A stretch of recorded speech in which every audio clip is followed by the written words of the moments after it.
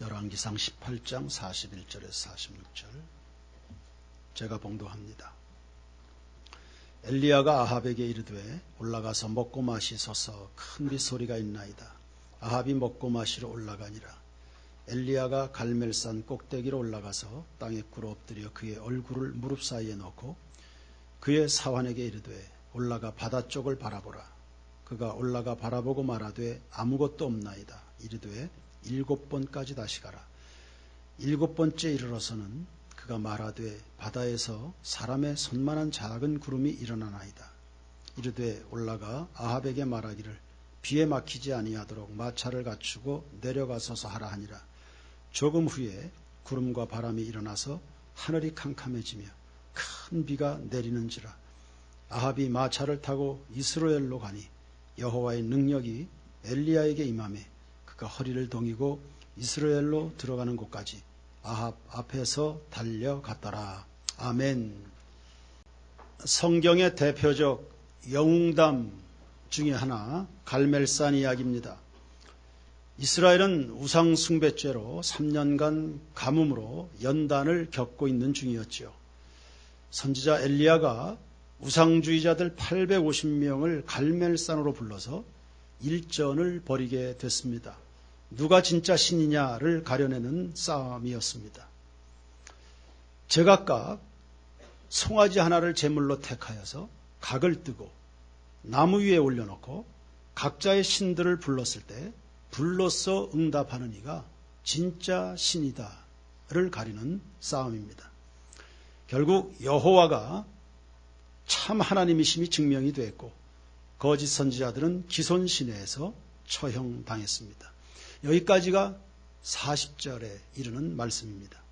그리고 41절 오늘 읽은 본문에서부터는 승리한 엘리야가 두 번째 단계로 가뭄을 해소할 비를 내려달라 간절히 기도하는 내용입니다. 42절을 보시면 기도의 자세가 기록되었죠. 땅에 엎드려 얼굴을 무릎 사이에 넣었다. 저도 이거 흉내 내봤지만 정말 어려웠습니다. 얼굴을 무릎 사이에 넣을 만큼 이건 겸손하고도 간절함이 배어있는 태도입니다.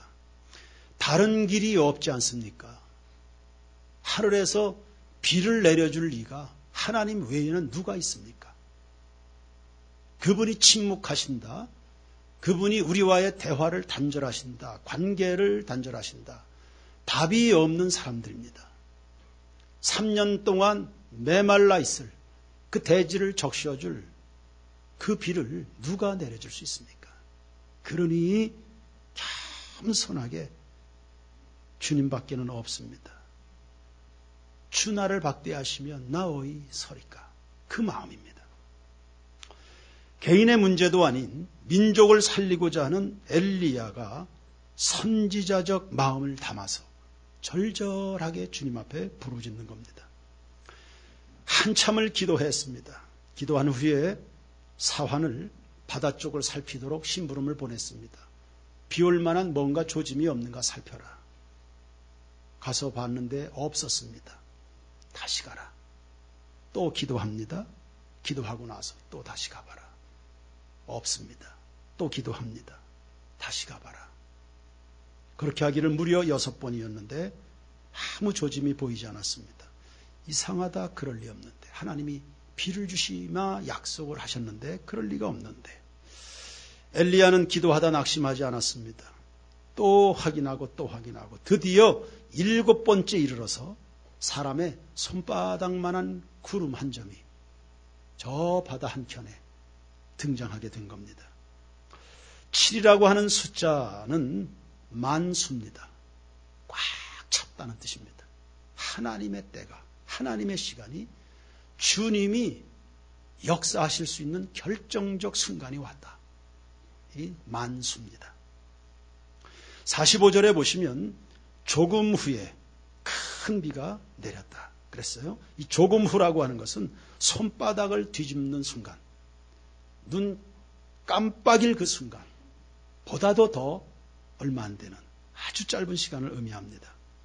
그 손만한 구름에서 삽시간에 하늘을 뒤덮는 큰 구름으로 발전했고 인해 폭우가 쏟아진 겁니다. 조짐을 볼 수 있는 그때까지가 오래 걸렸지요. 조짐이 나타나고서는 삽시간에 상황이 급변해버린 겁니다. 3년이나 비구경을 못했던 백성들에게 있어서 이 큰 비는 얼마나 큰 감격이었겠습니까? 예배하는 현장이 승부의 현장이었습니다. 그리고 기도가 만들어낸 역사였습니다. 이 승리로 이스라엘은 가뭄 해소는 물론이고 신앙관을 바로잡을 수 있었죠. 자, 그러면 어떻게 시작해서 어떤 과정을 거쳐 어떤 결과를 가져온 것인가를 살펴보려고 합니다. 첫 번째, 시작은 구름 한 점이었습니다. 42절 다시 보시면 아합 왕은 어디로 뭐하러 갑니까? 먹고 마시러. 엘리야는 기도하러 산으로. 똑같이 산으로 올라가는데 한 사람은 먹고 마시러. 먹고 마시는 사람 따로 있고 기도할 사람이 따로 있는 모양입니다.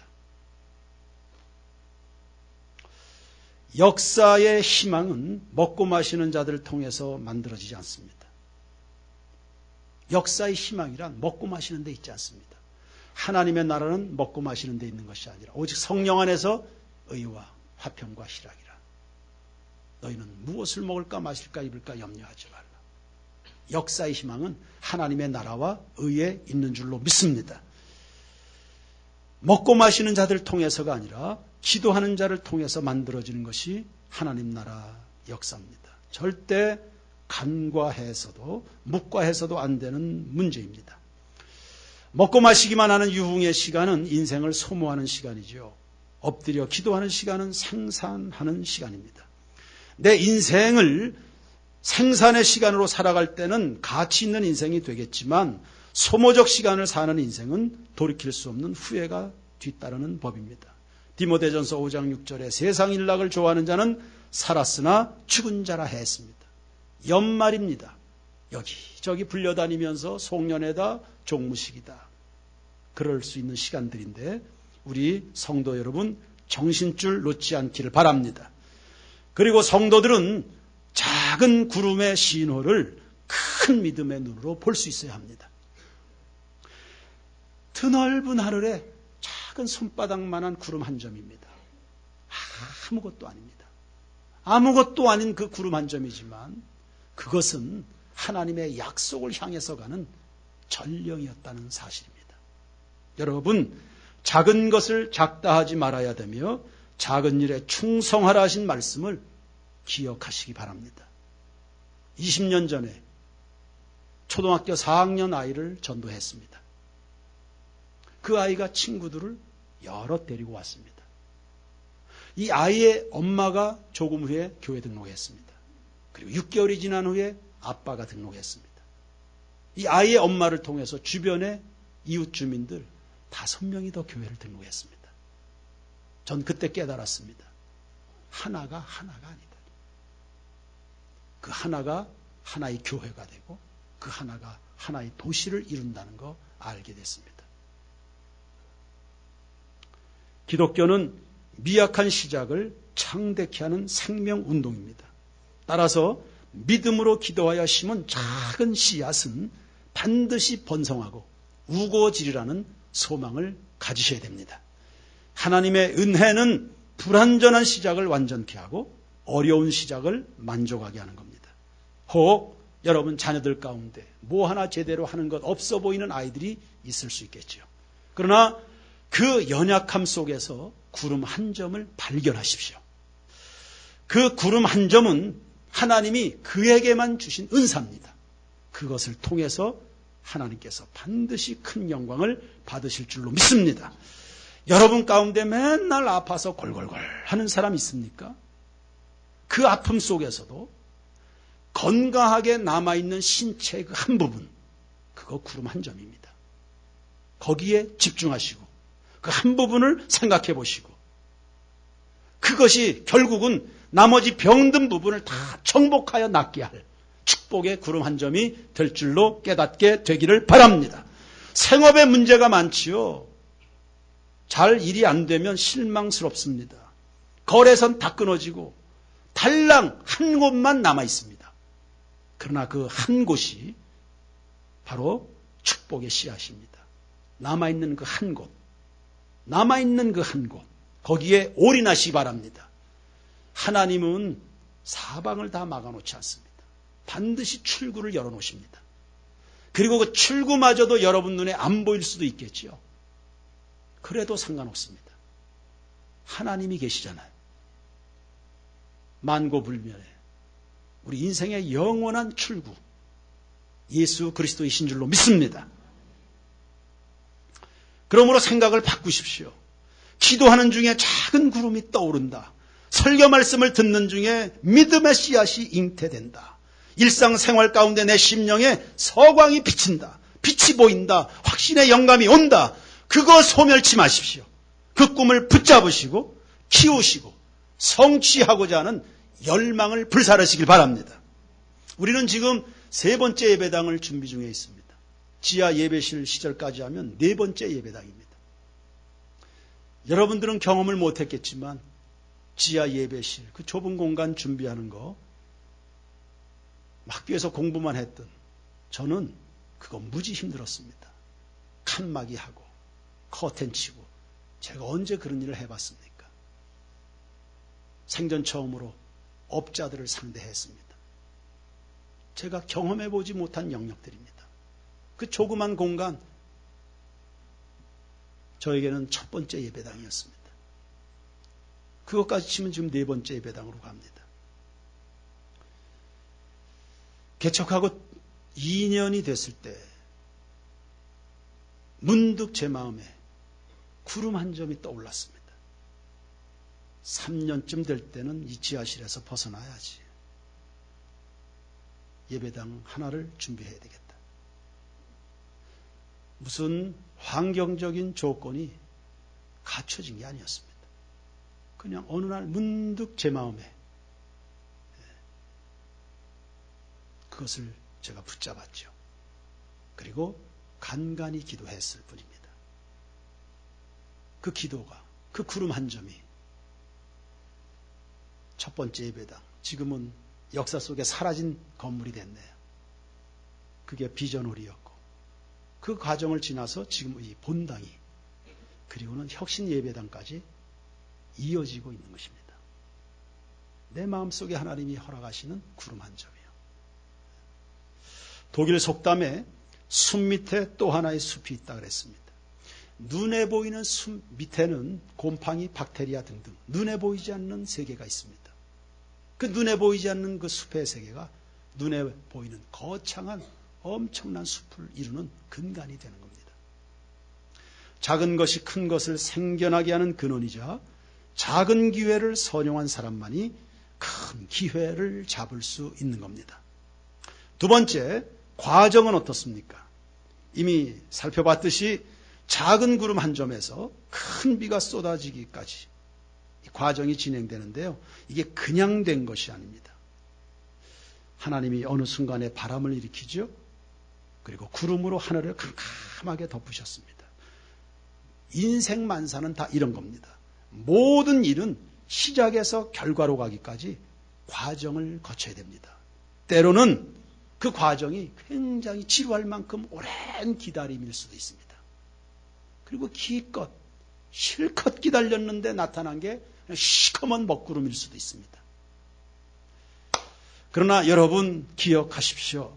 엘리야가 엎드려 기도하는 동안에 하나님이 큰 비를 만들고 계셨네. 할렐루야.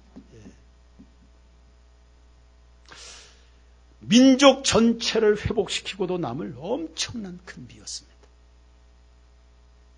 기도는 기도에 머물지 않습니다. 여러분의 기도는 골방으로 끝나지 않습니다. 기도는 운동입니다. 기도는 폭발입니다. 에스겔서 34장 26절에 내가 때를 따라 비를 내리되 복된 장마비를 내리리라. 기나긴 가뭄의 고통 속에 여러분이 놓여 있을지라도 하나님 신뢰하시고요. 믿음으로 기도하면서 기다리십시오. 기도하는 여러분의 머리 위에서 하나님이 비구름을 조성하십니다. 그리고 바람을 움직이시고 그리고는 큰 비를 몰아오시는 겁니다. 기도하다가 실망하지 마십시오. 무디는 이런 이야기합니다. 축복의 소나기가 내리는 것은 먹구름에서 시작된다. 스탠리 존스는 어려움 아래 있는 성도는 무너지는 것이 아니라 무너뜨리고 간다니. 할렐루야. 다시 이야기합니다. 세인교회 성도들은 어려움에 직면할 수도 있습니다. 그 어려움에 무너지지 않습니다. 그거를 무너뜨리고 가는 겁니다. 성도들이 인생 도전에서 승리하려고 그러면 세 가지 V가 필요하다고 그랬습니다. 첫 번째, 비전입니다. 삶의 목표이자 방향이죠. 시간과 노력, 관심, 재물을 한 군데로 집중시키는 요소. 이게 바로 비전입니다. 두 번째, 벤처입니다. 개척이자 전진입니다. 옳은 것이라는 확신이 서면 미래를 향해서 물러서지 않고 나가는 용기입니다. 세 번째, 바이텔러티입니다. 생명력입니다. 강한 생명력입니다. 이 활동의 기초가 되죠. 참 놀라워요. 아니 어떻게 콘크리트 바닥 속에서 풀 한 포기가 자라나는지. 그 풀이 자라날 수 있는 환경이 아닌데 심지어는 이 계단에 거기 풀이 피어나는 거 보십시오. 그게 생명력입니다. 그리스도인의 생명이 뭡니까? 사망에도 굴복하지 않는 부활의 생명 아닙니까? 그리스도께서 여러분에게 선물하신 그 위대한 생명입니다. 예수 안에 있는 여러분의 자신을 깨닫게 되기를 바랍니다. 그래서 적극성, 인내, 굳은 의지 등등은 모두가 활력의 산물입니다. 이 세 가지 요소 위에 성령이 부어지면 그때 나타나는 것이 승리, 빅토리입니다. 비전, 벤처, 바이텔러티, 빅토리까지. 우리 세인교회 모든 성도들의 삶의 내용이자 과정이자 승리이자 축복이자 영광이 되기를 축원합니다. 세 번째, 그럼 결과는 어떻습니까? 엄청난 비입니다. 민족의 문제를 한 번에 해결을 해버릴 그런 비였습니다. 하나님 하시는 일은 늘 그래요. 시작은 보잘것없는데 결과는 사람의 상상을 초월합니다. 아브라함 한 사람으로 25년 지났는데 25년을 기다렸는데 이삭 하나 달라. 그런데 지금 보십시오. 수백만, 지구촌을 다 움직이는 사람들이 되어 있습니다. 이게 하나님 하시는 일입니다. 손바닥만한 작은 구름 한 점에서 마침내 큰 비가 내리는. 그래서 하나님을 아는 지식에서 자라가셔야 됩니다.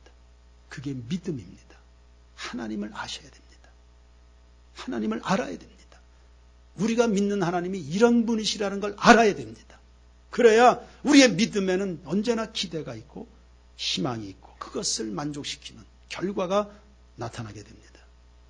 그리고 더 나아가서는 이러한 하나님의 일에 확신을 가지고 동참한다, 동역해 주는 성도들, 여러분 후회 없는 삶을 살게 될 겁니다. 오늘이라는 난관 장벽 앞에 절대 물러서지 마십시오. 후회합니다. 모든 기하학은 점 하나에서 시작합니다. 우리 예배당 설계도 선 하나에서 시작하는 겁니다.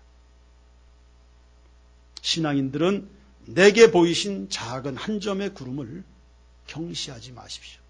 여러분 현재 주변에 눈에 띄는 그것들 다 구름들입니다. 그거 가볍게 생각하지 마십시오.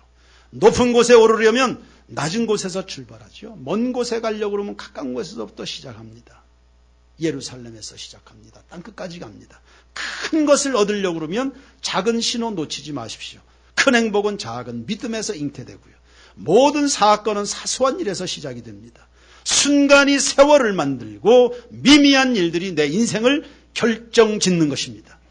이것이 우리의 인생이니 성도들은 이 모든 시작을 혹은 작게 보이는 그 시작을 견고함으로 붙잡아서 위대한 승리로 장식하게 되기를 주님의 이름으로 축원합니다. 그래 여러분의 마음속에 기도하고 싶은 감동이 일어난다. 그거 소멸하지 마십시오. 기도하고 싶은 그 구름 한 점은 여러분 기도에 크고 비밀한 것으로 응답하시려는 하나님의 신호탄인 겁니다. 최근에 등록한 초신자가 있었습니다. 정말 초신자입니다. 교회 나온 지 얼마 안 됩니다. 자기를 인도해 준 집사님에게 어느 날 물었습니다. 그 새벽 기도는 어떻게 하는 거야? 그 집사님이 눈치가 빨랐어요. 자매가 기도하고 싶은가 보다. 그래서 지금 새벽마다 본인이 차량 운행해서 지금 새벽마다 예배드리고 있습니다. 그런 마음들 소멸하면 안 됩니다. 하나님의 부르심이 있습니다. 성경을 느닷없이 읽고 싶은가? 그것은 하늘의 뜻을 깨닫게 하사 복을 주시려는 구름 한 점입니다. 새해가 바뀌는데 나도 이렇게 교회 생활하면 안 되지. 나도 어딘가 봉사해야지. 충성하고 싶다. 남들처럼 연극도 한번 해보고 싶다. 찬양도 하고 싶다. 차량 운행이라도 하고 싶다. 여러분 그 마음 그대로 하십시오. 잘 믿게 해서 상급 주시려는 하나님의 구름 징조입니다. 성령의 감동이거든요. 선한 것을 향한 열망이거든요. 그런 작은 구름 한 점이 퍼지고 퍼져서 큰 구름이 되고 그것이 큰 비가 돼서 대지를 적시는 겁니다. 어느새 한 해의 마지막 주일이 됐습니다. 기도 한번 해보자고 그렇게 시작한 2018년이었습니다. 이제 하루 남았네요. 어느 집사님은 며칠 전에 그런 말 했습니다. 목사님, 올해는 더 빨리 지나간 것 같아요. 저랑 거의 나이가 동년배입니다. 그러니까 이 집사님이 나이 먹고 있는 거야. 어느 해보다 굉장히 빨리 지나갔대요. 그러고 보니 정말 그랬습니다. 저에게도 그랬습니다. 올 한 해를 어떻게 지냈는지도 모를 만큼 빠르게 지나왔습니다. 그런 생각이 들었습니다. 이제부터는 1년을 보고 살 것이 아니라 하루하루를 살아야 되겠다.